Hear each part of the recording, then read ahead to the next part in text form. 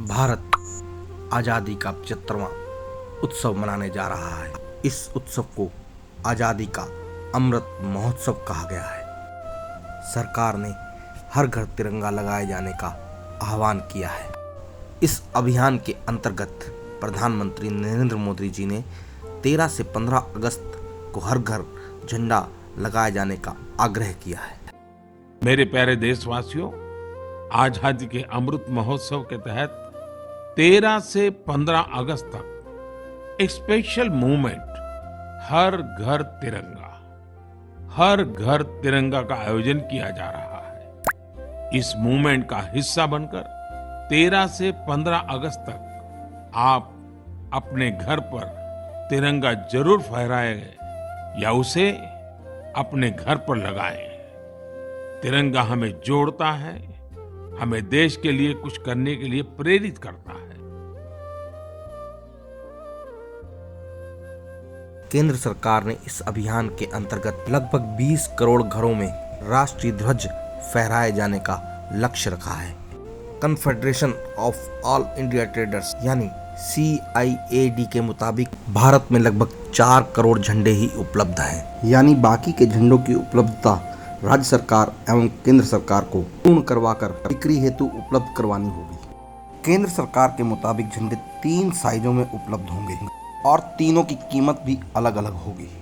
9 रुपए, 18 रुपए और 25 रुपए के झंडे। झंडा बनाने वाली कंपनियां केंद्र एवं राज्य सरकारों को उधार में ये झंडा उपलब्ध करवाएंगी। नागरिकों को अपने पैसों से झंडा खरीदना होगा।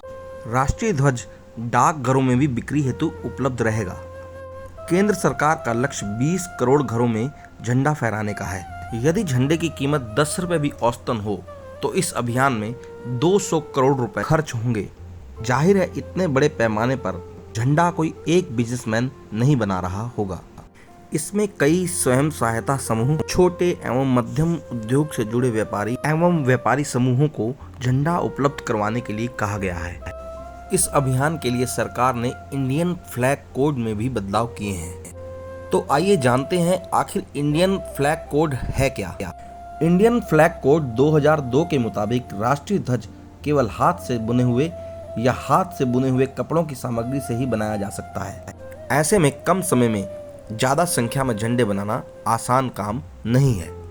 पिछले साल दिसंबर में इस फ्लैग कोड में बदलाव किए गए। इस बदलाव के बाद अब राष्ट्रीय ध्वज हाथ से काटकर, हाथ से बुनकर या मशीन से बनाए कपड़ों के रेशम, सूती, पॉलिस्टर के द्वारा भी बनाए जा सकते हैं।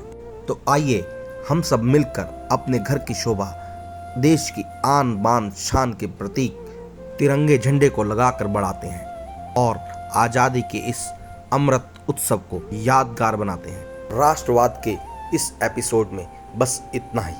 आपको आने वाले स्वतंत्रता दिवस की हार्दिक शुभकामनाएं। जय भारत, जय हिंद।